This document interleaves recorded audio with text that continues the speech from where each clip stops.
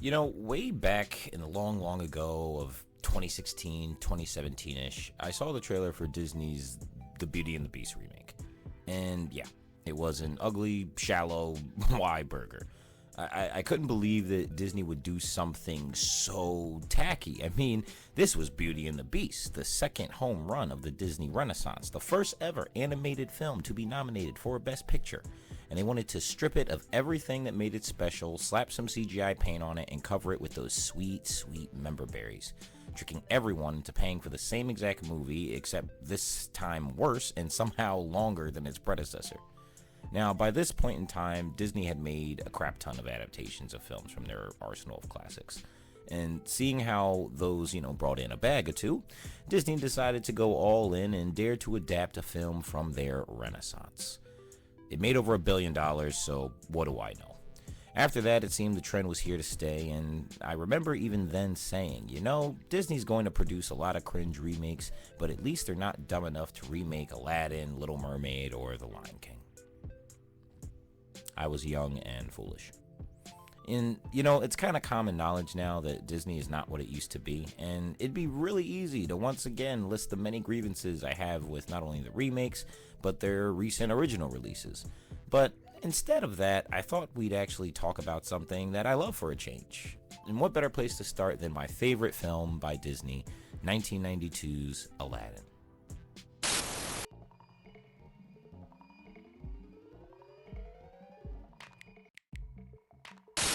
What is the very first thing we see Aladdin doing?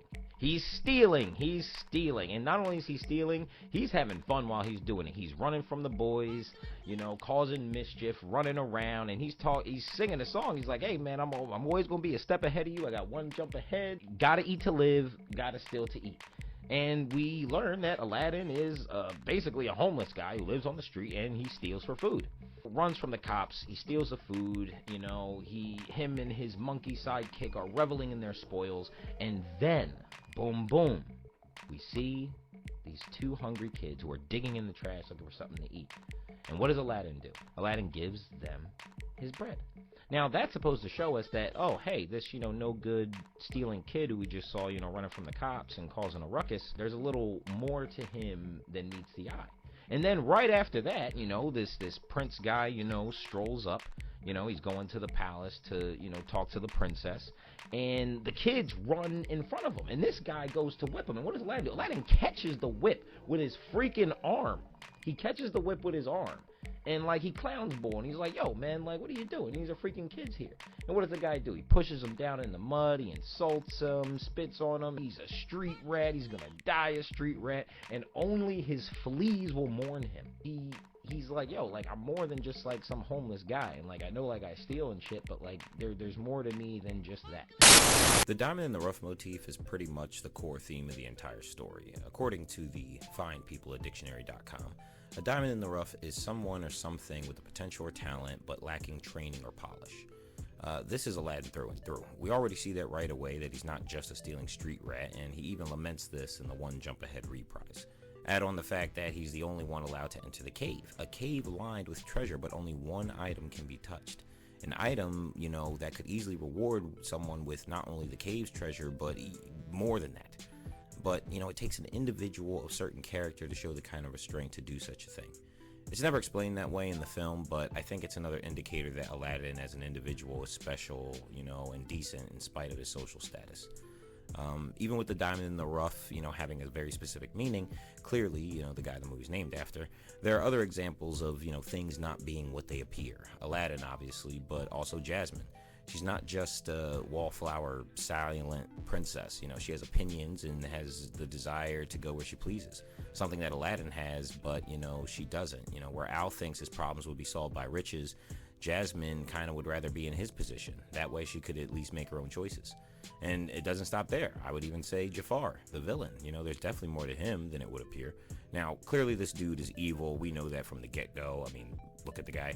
But in the story, he's the Sultan's right hand and is supposed to advise him in running the kingdom. And he seems devoted and loyal, but in actuality, he's plotting to overthrow the guy and holds a ton of resentment towards him. And, he stops at nothing to get what he wants. A stretch, but I think it fits. And lastly, the lamp, of course. You know, it appears like it's just, you know, a piece of junk of no importance, but it turns out to have infinite cosmic magic, and by the end of the movie, everyone's trying to get their hands on it. So through and through, we see this constant running theme of, you know, things not being what they appear, and, you know, potential that could be there.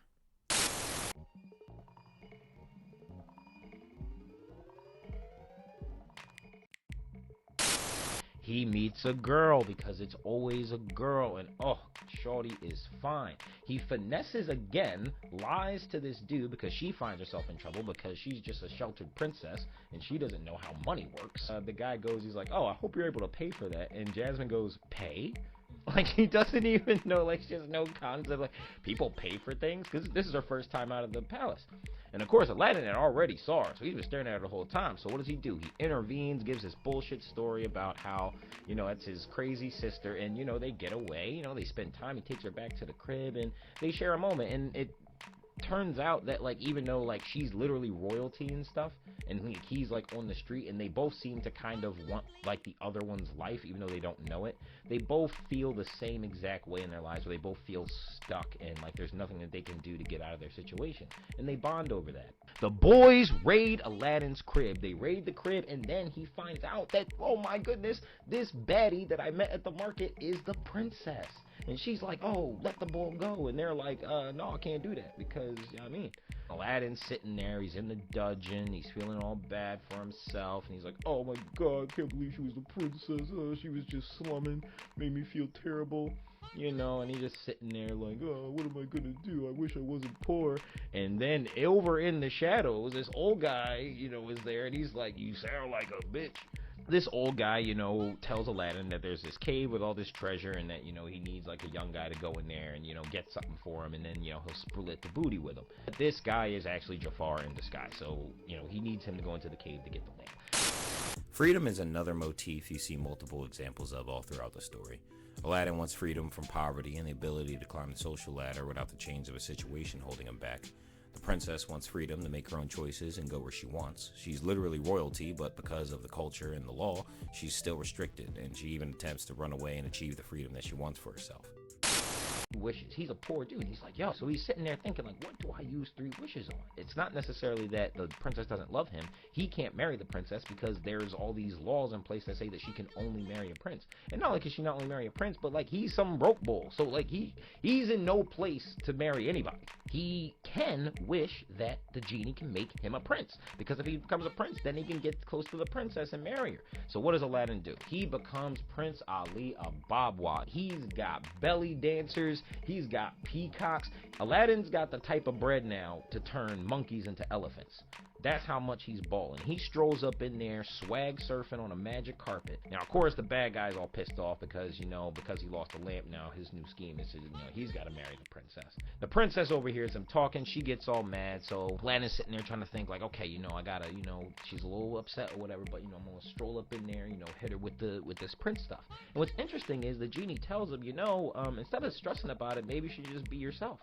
And, you know, not worry about it, because you guys already hung out. You guys already bonded. She already knows who you are. You're already vulnerable. She doesn't seem to care. Why don't you just be yourself? Use this as a vehicle to just get closer. But Aladdin's like, nah, I'm going to just lie still. So he lies. He takes her on the magic carpet. And obviously, Jasmine, at this point, she's figured out that Prince Ali is the same bull who she met in the marketplace. The same dude who she thought he was dead. The most in-your-face example of the freedom concept, of course, is the genie. He's a literal slave, and even though he has infinite magic, you know, he's dependent on another if he ever even wants to think about the concept of being free. It's kind of tragic and deep, you know, especially seeing how the genie as a character is so cheerful and fun-loving. You know, even before he gets to know Aladdin, he's welcoming and eager to do his job.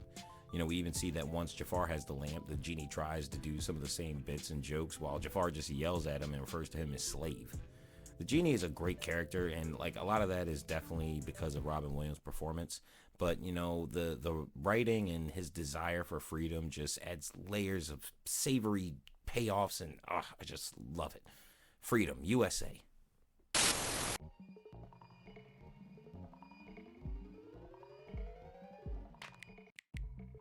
Jasmine just kind of finesses the conversation and tricks him into spilling the beans. But, comes out that, yeah, he was the same guy who she met in the market. And she's like, oh, so, like, what the hell? Like, what's going on? Like, who are you? Tell me the truth. And he's like, oh, the truth. And you know what Aladdin does? He lies again. Literally has like a magical genie at his disposal. And instead of just being truthful, he lies again. It's almost like he can't help but to lie, this lying dude. But, the princess buys his bullshit, and, she's all fine. And she's like, oh, okay, great, because we're going to get married. Aladdin's whole demeanor changes. Wait, what? Sultan? I didn't realize that. He just loved this girl. He just wanted to marry this girl who just so happened to be a princess, And that's the only way he could get with her. But now there's all this other stuff. He has to rule a kingdom. So, of course, Aladdin, he gets really convicted by this. And, this is getting too big. This is getting too much. I just wanted, they want to make me the Sultan. No, they want to make Prince Ali Sultan. Earlier on, we learn that the genie is basically in some kind of magical bondage. He is forced to be tied to the lamp, and he has to give 3 wishes, and then he has to go back inside, and that's it. The only way that he can get out of this is if someone were to wish that he is free. So Aladdin promises to use his first 2 wishes and then the third one to set the genie free. Now he's on his 3rd wish. Now the genie is happy because, Aladdin seems to have proven himself to be a dope dude. Now Aladdin is sitting here saying like, yo, dude, this is getting too big. I don't think I can use my 3rd wish to set you free because I need to use my 3rd wish to fix this kind of mess that I found myself in. And then the genie gets upset with him and he's like, you know what? I don't even know why I'm surprised because you are a liar. Because Aladdin is a liar. He even says, he's like, you lied to everyone else. Oh, I was beginning to feel left out. He lied to this girl that he liked. He lies and steals. I mean, even though he has to steal to eat, that's still dishonest. Get a job. All these themes and ideas aren't some hidden secret when you watch the movie. It is a Disney fairy tale after all, and it was made to be easily understood by everyone. But one thing about the story I don't hear talked about enough that, could be easily overlooked is the whole idea of integrity, lying, and telling the truth. We see Aladdin lie a lot. He even lies to himself, constantly saying that it's the system that has a problem with him, when in reality, he is the one that actually sees himself as less as well. Al being a diamond in the rough is him not recognizing his potential and continuing to be himself, which is a good man who takes accountability and sacrifices for others, again, in spite of his social status. It's a great message to implement into an animated fairy tale, and as a young boy growing up watching this, even into manhood, it's always been one of those reminders and examples of what it means to be a real man. My father always said, a man is as good as his word. Doing what's right and using what you have for the greater good, to the best of your abilities, I can't think of a better message for young kids that will and have continued to watch the movie even long from now. There's this whole running theme throughout the whole movie that, the diamond in the rough. So basically meaning that something has way more value than it looks. It's just not, fully polished. It's not there yet. And that is Aladdin to a degree. We see that when, we see him stealing, we see that he's homeless, and then we see him give the bread and defend those kids. So it's like he's a diamond in the rough, but at the same time, he still has to make choices.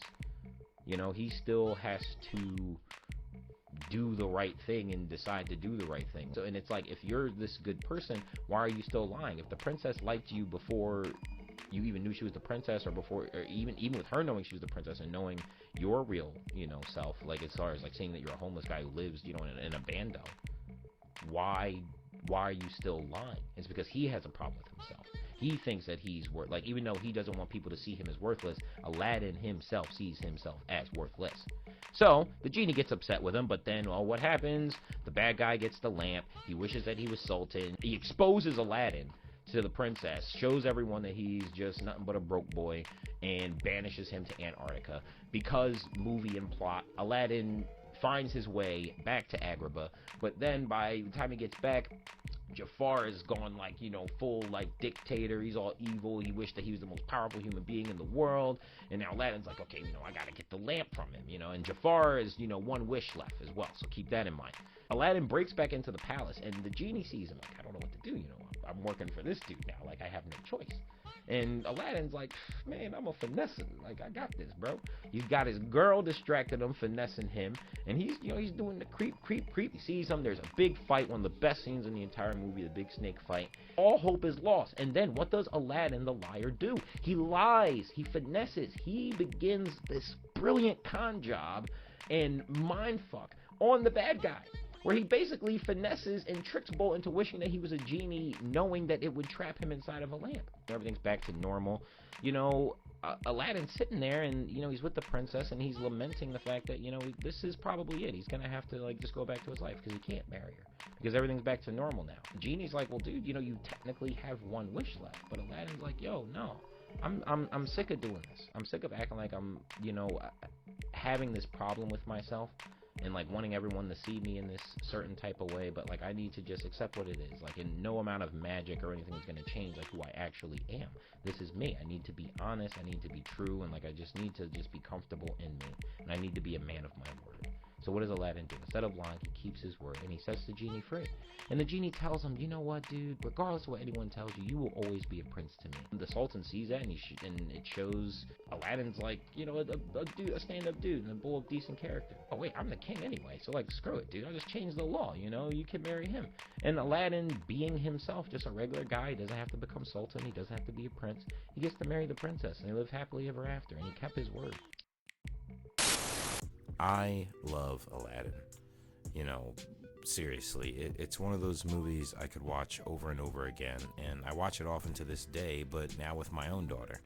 It's an excellent example of Disney at its finest. It's got magic, music, romance, and dreams coming true. And even though things are pretty dismal right now over at the House of Mouse, it's good that we still have these films to go back to and revisit, and it's not all bad. So why dwell on what we hate when we still have these classics that we can revisit over and over again that we love?